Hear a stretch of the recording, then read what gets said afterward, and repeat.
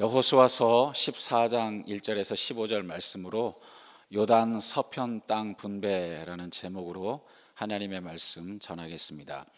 1절은 이것은 이라는 단어로 시작합니다. 영어 성경에도 now, these are로 시작하는데요.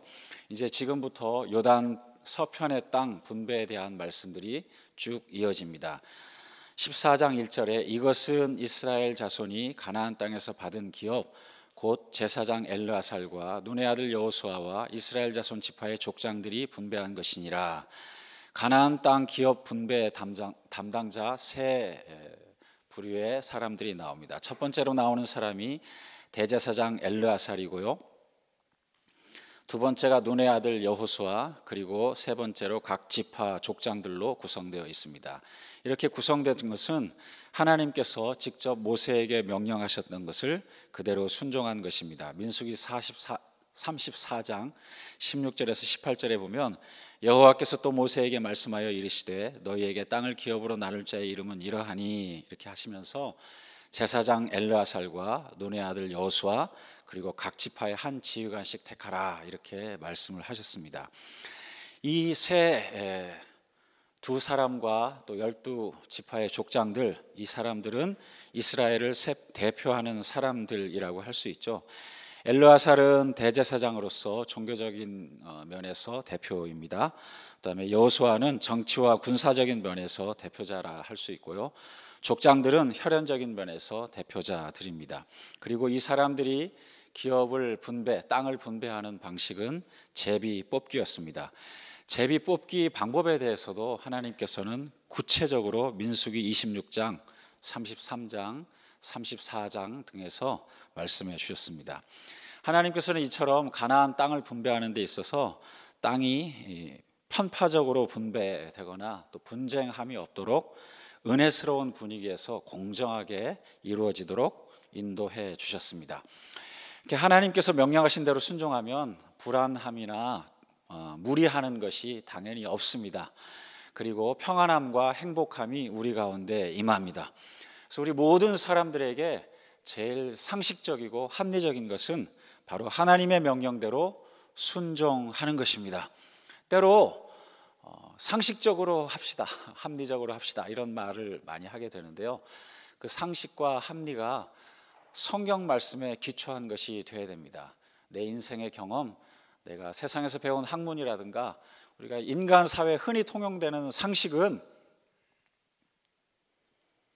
하나님의 상식과는 다를 때가 가끔 있을 수 있습니다. 그래서 상식적으로 이 말이 어떤 면에서는 맞지만은 정말 올바른 상식이라는 것은 하나님 말씀에 순종하는 것이 제일 상식입니다. 예전에 꽤 오래된 이야기니까 이렇게 말씀드릴 수 있을 텐데요. 한 번은 교회 안에서 이런저런 일이 생겼을 때 목사님은 우리 편이시죠? 그래서 네, 제가 거기다가 어떻게 아닙니다, 맞습니다 이렇게 이야기할 수가 있겠어요.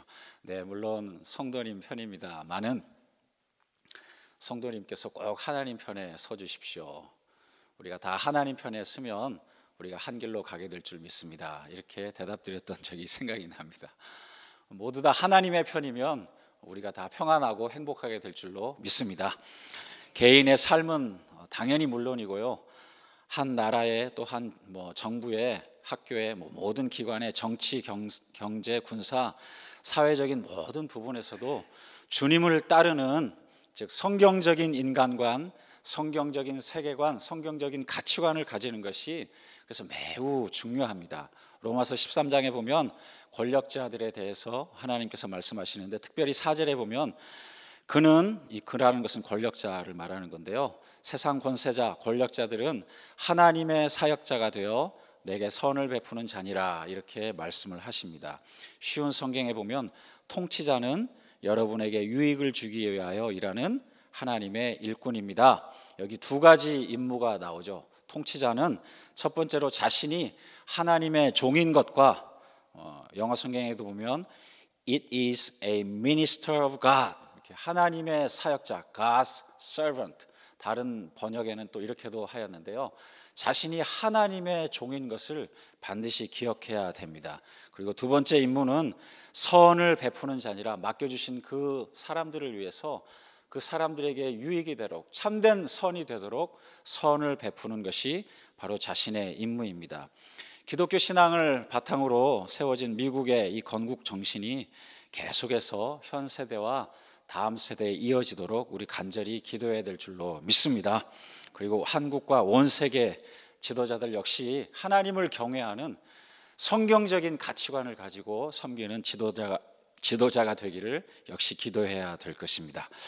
이제 두 번째 섹션 6절부터는 본격적으로 각 지파별 땅 분배에 대한 내용이 나오는데요. 제일 먼저 소개되는 것이 갈렙이 받은 땅입니다. 저는 이 부분이 여호수아서 가운데 가장 감동적인 부분 가운데 하나라고 주저없이 권해드리고 싶습니다. 10절에 보면 지금 갈렙의 나이는 85살입니다. 85세 나이로 여호수아에게 요청을 하고 있습니다. 그런데 이 두 사람은, 여호수아와 갈렙, 이 두 사람은 지금 갈렙이 하는 이야기, 우리가 방금 읽은 본문 내용 그대로 45년 전에, 즉 출애굽하고 홍해를 건넌 지 바로 2년 되었던 그 즈음에 가나안 땅을 정탐했던 12명의 정탐꾼 가운데 두 사람이죠. 여호수아와 갈렙. 당시에 오직 이 두 사람, 여호수아와 갈렙만이 하나님께 충성을 보였고요, 하나님의 그 신실하심, 전능하심을 믿고 우리가 가나안에 들어갑시다. 다른 10사람들은 다 그 가나안 사람들의 장대한 모습을 보면서 자기 자신을 메뚜기로 비유하고, 그래서 온 이스라엘 백성들의 마음을 낙담시켰던 사람들인데요, 오직 이 두 사람 여호수아와 갈렙만이 담대하게 하나님의 그 신실하심, 전능하심을 믿고 우리가 가나안에 올라갑시다 이렇게 했던 두 사람입니다. 이 두 사람이 지금 당시의 이야기를 하고 있는 거예요. 45년 전 이야기를 하고 있습니다. 하나님께서 그때 주셨던 약속을 회상하고 있는데요, 우리 다 같이 7절 8절 봉독하시겠습니다. 7절입니다. 내 나이 40세에 여호와의 종 모세가 가데스 바네아에서 나를 보내어 이 땅을 정탐하게 하였으므로 내가 성실한 마음으로 그에게 보고하였고, 나와 함께 올라갔던 내 형제들은 백성의 간담을 높게 하였으나 나는 내 하나님 여호와께 충성하였으므로, 40세에 당시 가데스 바네아 지역에서 이제 가나안 지역을 정탐하게 되었는데요, 지금 그 갈렙이 헤브론 지역을 내게 주소서, 이 산지를 내게 주소서 이렇게 간청하고 있는데, 당시에 12명이 정탐했던 그 지역이 바로 이 헤브론 지역입니다. 이 헤브론 지역에 오늘 성경 후반부에 읽으신 대로 아낙 사람들, 즉 거인 족속이 그 당시에 거기에도 있었죠. 그러니까 그 거인 족속을 보고 12명의 마음이 많이 흔들렸을 것입니다. 하지만 그 상황 가운데서도 여호수아와 갈렙 두 사람은 하나님을, 여기 방금 읽으신 대로 나의 하나님, 나는 내 하나님 여호와께 충성하였으므로, 이와 같은 믿음을 보였던 사람이죠. 당시 그 이스라엘 사람들이 10명 정탐꾼들의 그 마음을 듣고 간담이 다 녹았었죠.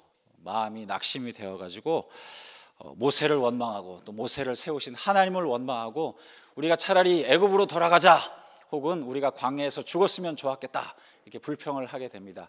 하나님께서는 이스라엘 백성들에게 가나안 땅을 정탐한 40일, 그 하루를 1년으로 환산해서 40년 동안 광야 생활을 하게 하시고 훈련을 시키십니다. 훈련받는 그 40년 동안 출애굽했던 1세대는 다 광야에서 죽습니다.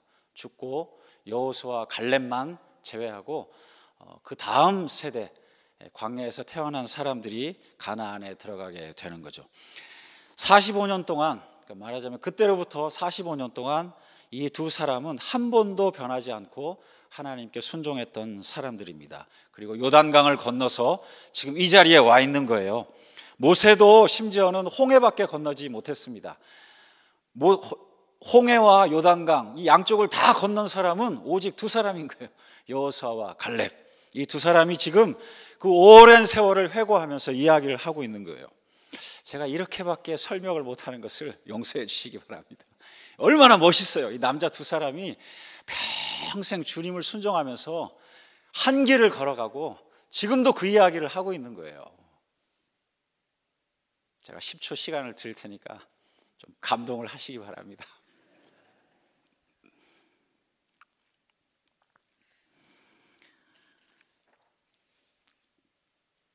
12절에 보면 그날에 여호와께서 말씀하신 이 산지를 지금 내게 주소서.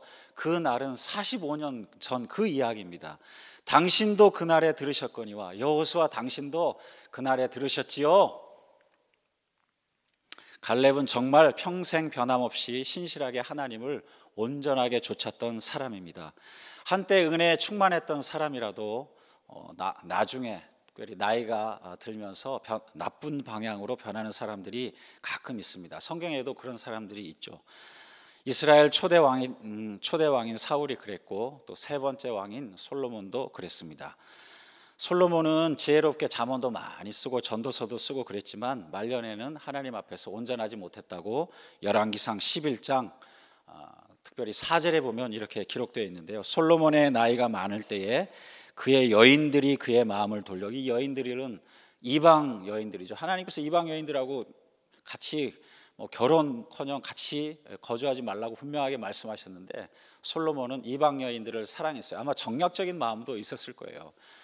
거기 보면 솔로몬의 와이프가 1000명이니까 하루에 한 명씩 만나도 3년이 넘잖아요. 어떻게 말이 안 되는 거예요. 말하자면 이제 정략적으로 지혜롭게 했다고도 볼 수 있는데요. 하지만 그 열왕기상 11장에 보면 그 여인들이 자기 민족의 그 이방 신상, 우상 그 풍습을 다 가지고 들어와서 그것 때문에 이스라엘 곳곳에 산당이 세워지고 우상을 숭배하는 분위기가 되었습니다. 하나님께서 이것을 당연히 기뻐하지 않으셨죠. 그의 여인들이 그의 마음을 돌려 다른 신들을 따르게 하였으므로 왕의 마음이, 이 솔로몬 왕의 마음이 그의 아버지 다윗의 마음과 같지 아니하여 그의 하나님 여호와 앞에 온전하지 못하였으니. 나이가 들어서 그 초반에 좋았던 그 신앙을 유지하지 못했던 것입니다. 저도 개인적으로 기도 제목 가운데 하나라면 하나님 정말 내 평생 계속해서 끝까지 하나님 순종하며 따라가게 도와주시옵소서 이렇게 꼭 기도를 하게 됩니다. 그래서 여기 새벽 시간에 특별히 제가 많이 은혜 받는 때 가운데 하나라면 여기 보면 정말 평생 주님을 따라오신 분들이 여기 계세요. 새벽이니까 좌우로 돌아보시라는 말씀은 못 드리겠는데요.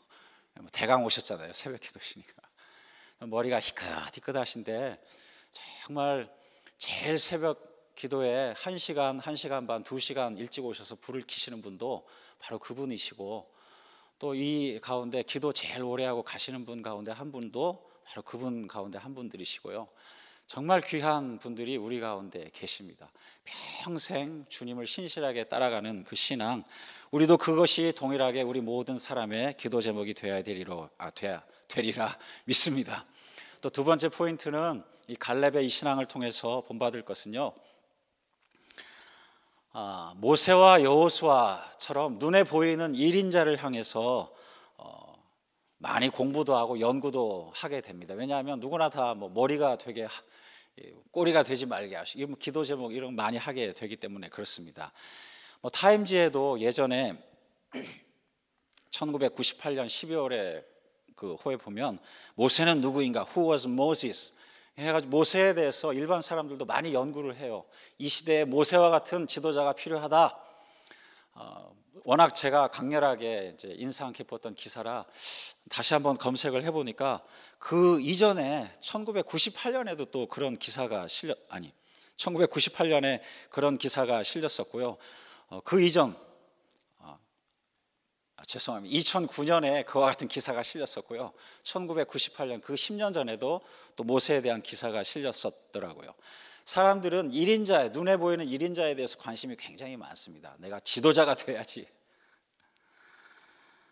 신명기 28장 13절에 보면 머리가 되고 꼬리가 되지 않게 하시며, 사실 하나님께서 우리에게 주신 약속하신 복 가운데 하나인데요, 하나님께서 우리에게 약속하신 이 머리가 무슨 뜻인가? 당장 신명기 28장에 나온 그 머리도 이스라엘 백성 전체를 온 민족 가운데 머리에 세우시겠다는 뜻이지 어느 한 개인을 머리에 세운다 이런 뜻은 아니에요. 아닙니다. 게다가 머리가 되고자 하는 마음이 다른 사람을 지배하고 통치하고 심지어는 부리려는 그런 마음이라면 우리가 더 신중하게 머리가 되고자 하는 마음을 다시 한번 잘 살펴봐야 되리라 생각이 됩니다. 주님께서는 마태복음 23장 8절에서 12절에 너희는 랍비라 칭함을 받지 말라. 너희 선생은 하나요. 너희는 다 형제니라. 이렇게 말씀하셨습니다. 10절에 보면 또한 지도자라 칭함을 받지 말라. 너희의 지도자는 한 분이시니 곧 그리스도시니라. 이렇게 말씀하셨습니다. 그래서 이 갈렙의 마음이 더 우리에게 소중합니다. 갈렙은 함께 12명의 정탐꾼 가운데 한 사람으로 이미 그 당시에도 지도자였던 거죠. 하지만 하나님께서 여호수아를 세우신 것에 대해서 온전히 순종하고 정말 45년 동안 최선을 다해서 하나님을 순종하며 또 여호수아를 지도자로 인정하고 따랐던 사람입니다. 갈렙의 이 변함없는 신앙의 근거는 하나님 신실하심, 하나님의 신실하심 그 자체인 거죠.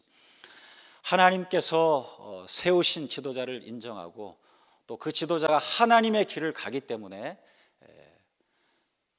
갈렙도 순종하고 따르는 것입니다. 또 여호수아도 갈렙의 이 요청, 헤브론을 나에게 주세요. 여기에 대해서 이런 반구로 거절이나 반론을 제기하지 않습니다. 왜냐하면 갈렙이 지금 하나님의 약속의 근거에서 요청하고 있기 때문이에요. 두 사람 다 하나님의 말씀을 따르는 사람입니다. 그러니 참된 지도자 하나님을 따르는 사람 가운데는 누가 지도자이고 이런 게 없는 거예요. 오직 하나님을 지도자로 따르는 사람 가운데 이 아름다운 모습이 펼쳐지고 있습니다. 우리도 모든 상황 가운데 하나님의 말씀을 따르는 아버지, 하나님의 말씀을 따르는 어머니, 또 하나님의 말씀을 따르는 자녀들, 하나님의 말씀을 따르는 모든 직분자들이 되어야 되리라 믿습니다. 우리가 그와 같은 마음으로 다 같이 한번 이 시간에 기도하시겠습니다.